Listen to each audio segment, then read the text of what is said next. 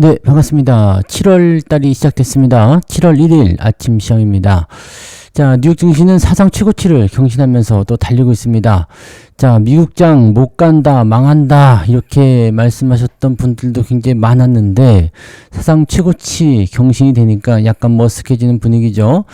자, 문제는 미국장이 이렇게 달려버리게 되면 국내 증시가 따라갈 수 있겠는가라는 부분이 좀 될 수 있겠죠. 미국장이 조금 애매해져야지 서학개미들이 들어와서 국내 증시를 좀 살려줄 수 있는데 미국장 나도 잘 갈래 이렇게 돼버리게 되면 뭐야, 국내 증시로 가려고 하셨던 마음들이 조금 주춤해질 수도 있잖아요. 미국 잘 되는데? 라는 식으로 얘기 나올 수 있겠죠.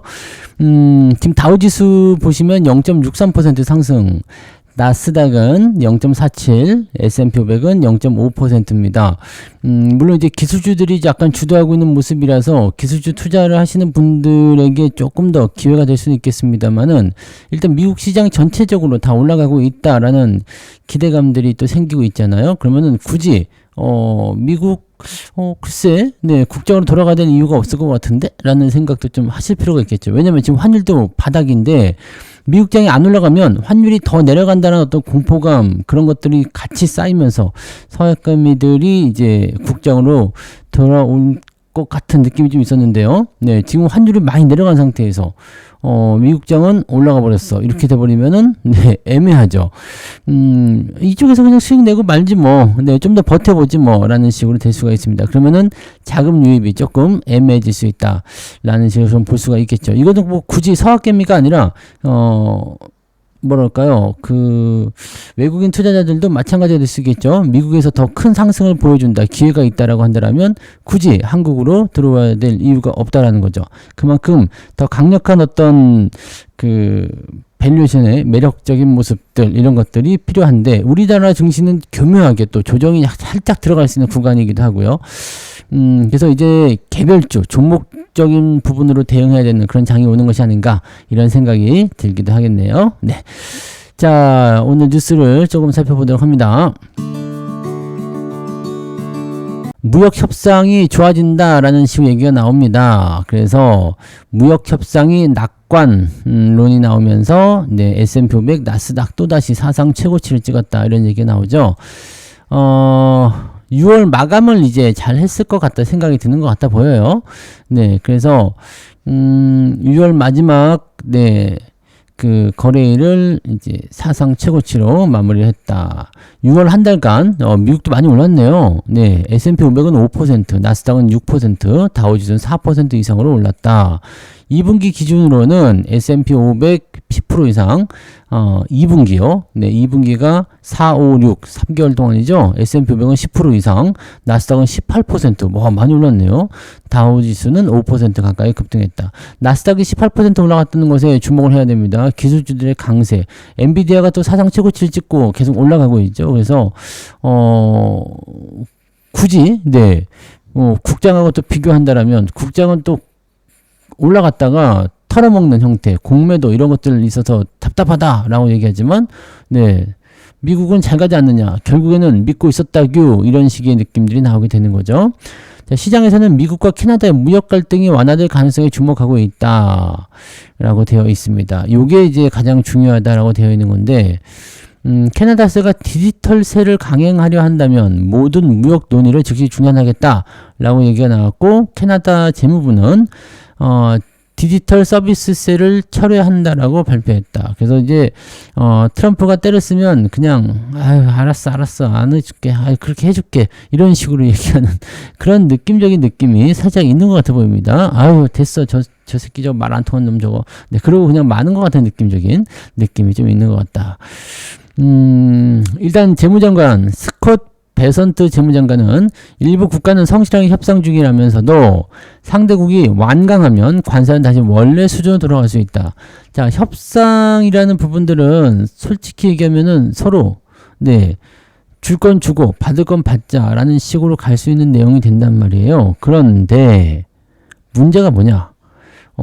상대국이 완강하면, 그러니까 미국이 야, 이렇게 너희들이 이렇게 해줘야지 우리가 관세 없애줄 거야. 이런 식으로 하는 것에 대해서 버틴다 이거죠. 네, 상대 국가가 그런 것들을 네, 받아들이지 않는다라면 관세는 원래로 돌아간다. 그러니까 이건 협상이 아니라 야, 이렇게 해줘. 안 그러면 관세야. 아, 그렇게 못할 것 같은데 좀 봐주면 안 돼? 안 돼. 관세 돌아간다. 이런 식으로 네.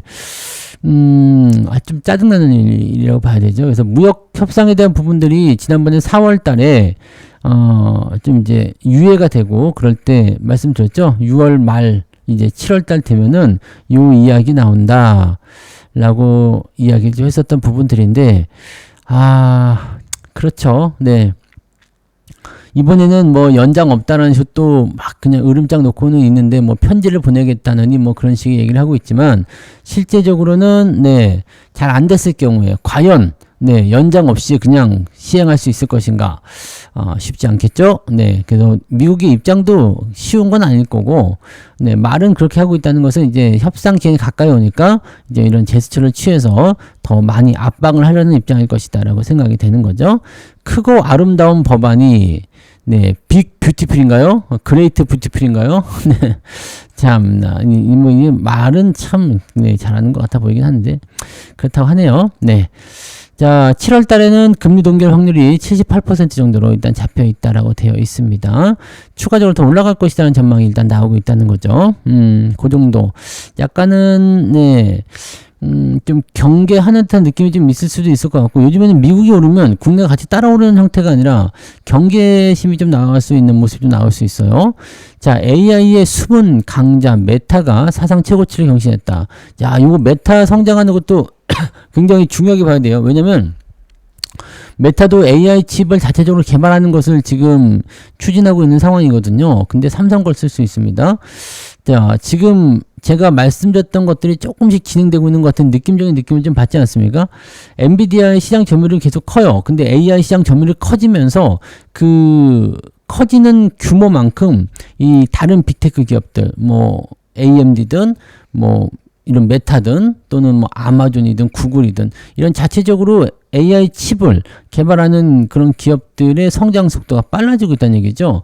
그러면서 그 시장 점유율을 갉아먹으면서 결과적으로는 커진 AI 시장을 엔비디아가 혼자 독식하기는 어려워집니다. 왜? 물량의 한계가 있잖아요. 그래서 다른 기업들이 나눠먹기 시작하면은 결과적으로는 시장 점유율이 엔비디아는 점점 낮아질 수 있다. 하지만 시장 점유율이 낮아진다고 해서 엔비디아의 실적 성장성이 작아지는 건 아니죠. 실적 규모는 더 커질 것이다. 그게 결과적으로는 AI 시장의 전체적인 성장인 거고, HBM이 이제 그런 것들을 통해서 하이닉스는 더 바빠지겠죠. 네, 마이크론도 더 바빠질 거고, 이제 삼성전자도 새롭게 기지개를 켤 수 있는 상황이 된다. 이 부분이 이제 앞으로 가야 될 그런 미래라고 보시면 됩니다.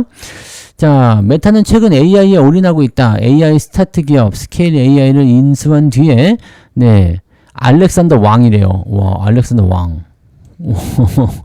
이렇게 읽게 되는 건가 보네. 네, 알렉산더 왕을 메타 AI 연구소장으로 임명했다. 자, 지난 한 달간 13.99%, 올 들어서는 26% 급등했다. 계속 올라가고 있다는 거예요. 그래서 최근 연일 사상 최고치를 경신하고 있는 엔비디아보다도 상승률이 더 높았다. 엔비디아는 올 들어서 17.6%에 그쳤기 때문이다. 자, 메타가 AI의 숨은 강자인 것이다. 이렇게 얘기하기는 조금 애매하지 않습니까? 네. 근데 메타가 사상 최고치를 경신해서 미국 증시의 7대 기술주 중 올 들어 최고의 상승률을 기록했다. 가장 많이 올랐다고 하니까 또 그것도 또 대단하다라고 볼 수도 있을 것 같아 보이긴 합니다. 네. 메타가 잘 되면 삼성에게도 좋은 소식이 있을 수 있겠죠. 네. 그 외에도 뭐 여러 가지 네, 소부장도 살고 다 좋은 상황이 되겠죠. 메타는 그러고 보면 굉장히 좀 위기감이 있는 상황도 많이 겪었는데 네. 그래도 주가를 계속 잘 관리하고 빨라지는 어떤 변화에 적응을 잘하고 있는 그런 기업인 것 같아요. 자, 손발 묶은 초강력 대출 규제 6억 원으로 제한하는 부분들이었죠. 자, 요게 나오면서 이제 부동산 쪽으로 쏠리는 돈을 원천적으로 차단하겠다. 어마어마한 부분이죠. 자, 이게 부동산으로 들어가는 돈을 원천적으로 차단한다. 자, 일단 대출이 막혀버리게 되면 집값의 안정 플러스 자금 유입을 막아버리는 형태가 나타나기 때문에 그 돈이 어디로 갈 것인가, 네, 주식시장을 넘어올 가능성이 높다, 이런 식의 얘기가 나오는 거죠. 자, 부동산에 묶일 돈이 새로운 투자처를 찾게 되면 시중 유동 자금이 자본시장으로 유입될 것이라는 기대감이 생겼다, 라는 식으로 나오는 거예요. 부동산 쪽 하시는 분들에게는 굉장히 좀 안 좋은 소식일 수도 있겠습니다만, 부동산 안 하시는 분들에게는 저 돈이 이쪽으로 넘어온다고? 라는 생각이 들 수도 있겠죠. 자, 유례없는 부동산 대출 규제에 서울 시장에서는 서울 집값 상승세가 한풀 꺾일 것이다 라는 기대감이 커졌다. 왜냐면 돈이 부족할 테니까요. 그래서 대출이 막히면서 고가주택 구매가 사실상 어려워졌기 때문이다. 지금 서울의 집값은 고가죠. 네, 그래서 근데 가격이 이쯤 되면 안 팔고 버티겠죠. 급매 정도만 나오지 꼭 팔아야 되겠다 해가지고 가격을 낮춰서 팔지는 않을 것 같아요. 그러니까 거래가 좀 줄어들게 되고, 네, 그런 부분들. 그러니까 실질적으로는, 네, 급매 정도만 나오게 된다면 실수요자에 대한 어떤 수요는 턱없이 또 부족한 상태가 되겠죠. 버텨버릴 수도 있는 거죠. 사람들이. 팔지 않고, 뭐야, 그럴 거면 짜증나, 안 해. 안 팔아? 한 5점만 버티지 뭐. 이렇게 나갈 수도 있는 거거든요. 또는 뭐 안 팔면 어쩔 건데. 뭐 그런 것도 나올 수 있고요. 그러니까 급하게 빚을 내 가지고 한 사람들, 뭐 갭 투자를 노렸던 사람들, 이런 사람들은 조금 부담스러울 수 있겠지만 그냥 버티면서 들어간다라고 한다면 거래가 좀 줄어드는 것뿐이지 집값은 그냥 그대로 유지가 되는 형태로 가지 않겠느냐라는 상황이 될 것도 같아요. 네. 대출이 막히자 계약 포기가 속출하고 있대요. 이것도 잠깐 보고 올까요? 네. 13억 현금 없이는 못 산다. 도대체 얼마짜리 집을 살려고? 20억짜리? 네. 마레프가 뭐죠? 마포 레미안 푸르지오인가요? 네. 18평짜리가 19억. 야, 그거는 좀 아닌 것 같은데. 그럼 19억.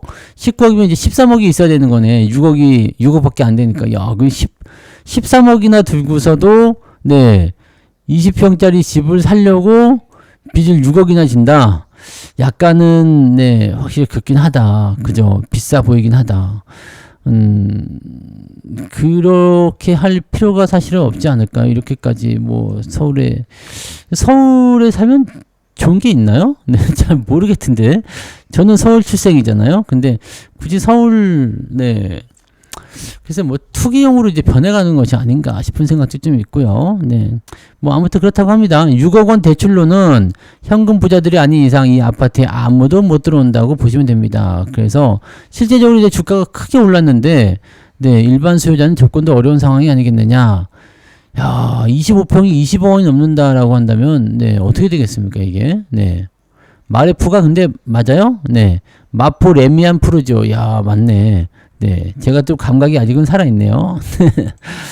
야, 그래서 이 부동산 자금들이 이제 어떻게 될 것이냐라는 거죠. 그러니까 머니 무브, 자금의 이동이 증시 쪽으로 좀 빠르게 들어오지 않겠느냐라는 식으로 얘기를 하고 있다. 이렇게 상황을 보시면 되는 것 같아 보입니다. 이렇게 되면은 네, 일단 좋을 수도 있긴 하겠는데 부동산 쪽 하시는 분들은 굉장히 좀 답답할 것 같기도 해요. 그죠? 그렇다고 하네요. 네. 그 다음에 오늘 전체적인 내용들은 네, 이렇게 네, 무역 협상과 관련된 부분들로 통해서 얘기가 나오는 거고, 요즘에 넥스트레이드 쪽에서 이제 거래가 좀 많이 늘어난다고 하죠. 그래서 여기 출근길 주식 거래가 3조 시대가 되었다. 네, 넥스트레이더가 네. 그래서 한국 거래소도 그런 식으로 프리마켓 쪽으로 넘어가는 거 아니냐라는 얘기도 좀 있어요.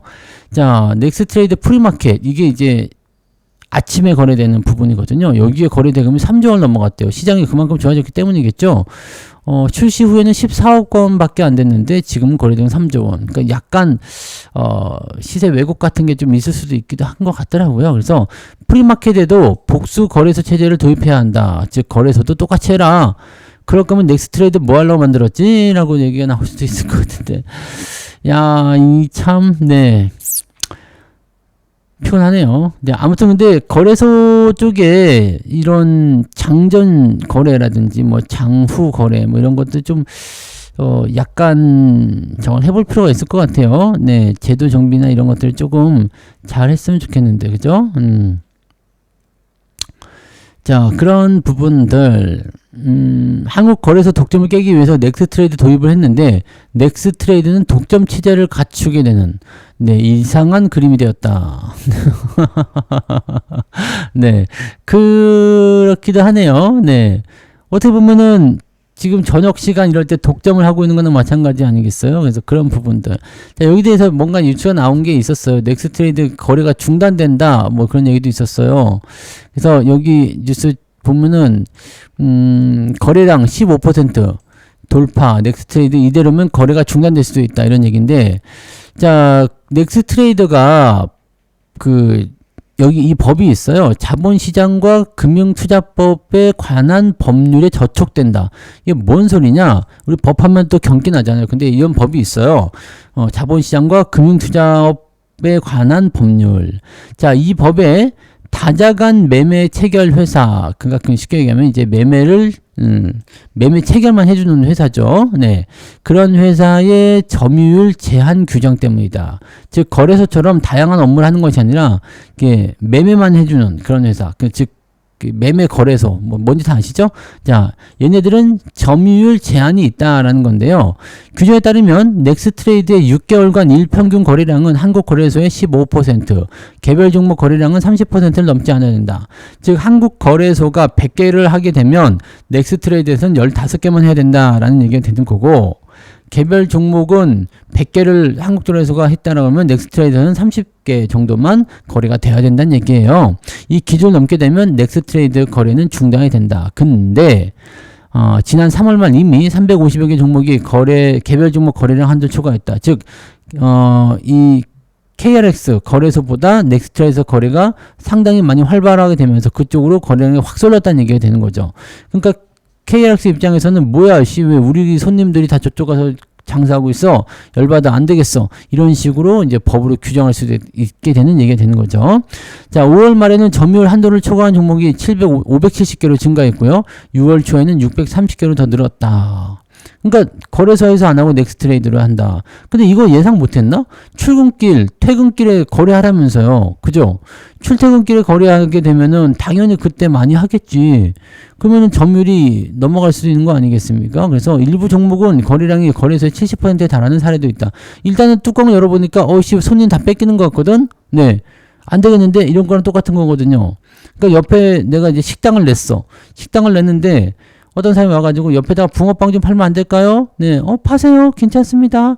대신에 우리 손님들이 다 너무 그쪽으로 넘어가면 안 돼요. 밥 안 먹고 붕어빵 먹으면 안 되잖아요. 그랬는데 붕어빵이 너무너무 맛있고 너무너무 배부른 거야. 그래서 사람들이 다 붕어빵만 사 먹어.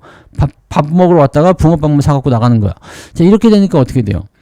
이제 당신이랑 장사 못하겠어. 이런 거 같은 느낌이라 생각하시면 됩니다. 자, 투자자의 혼란을 막기 위해서 규제 완화 등 대책 마련이 필요하다. 넥스트레이드 이거 규제를 풀어라 이런 식의 얘기가 나오는 건데 실제로는 네, 별다른 대응에 나서지 않을 가능성이 높겠죠. 네, 왜냐면 자기 밖으로 뺏기는 거니까요. 그래서 현행 규제가 유지되는 한 넥스트레이드는 법적 상한에 따라서 거래를 인위적으로 제한해야 되는 구조에 놓이게 된다. 자, 조금 있으면 이제 9월부터죠 아마. 네, 9월부터 거래가 제한될 가능성이 높은데 그 전에 이제 조정이 나오든 아니면 상승이 나오든 간에 이렇게 넥스트레이드 거래하는 사람들이 늘어나기 시작하게 됐을 경우에는 이 부분들이 그냥 그대로 적용이 되고 거래가 이제 중단되는 그런 상황이 나타날 수 있다는 얘기입니다. 법을 바꿀 것 같지는 않고요. 네, 거래 중단 한번 보겠죠. 왜냐면 한국 거래소에서 이게 네, 돈을 좀 벌어야 되니까. 걔네도 돈을 벌어야 될 거 아니에요? 네. 다 뺏기는 것 같으니까 안 되겠다. 이 생각 나오는 거죠. 그래서 종목 수도 제한적이고 했는데, 야, 이거 큰일인데, 문제 있는데?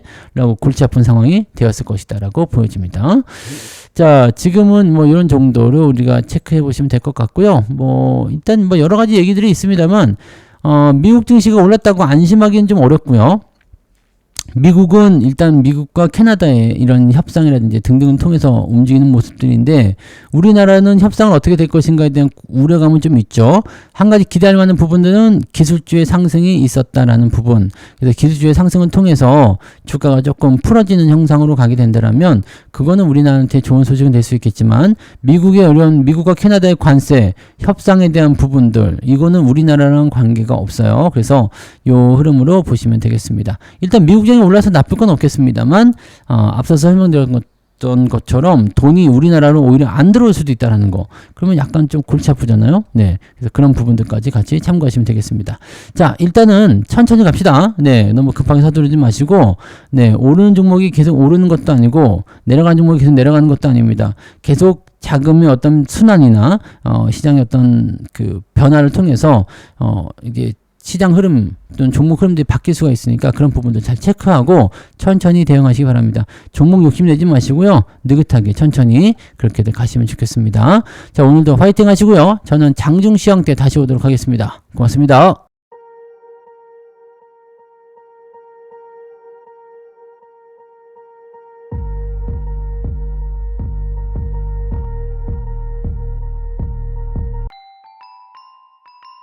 본 방송에서 제공되는 모든 정보는 투자 판단의 참고 자료이며 투자의 최종 책임은 본 방송을 이용하는 본인에게 있습니다.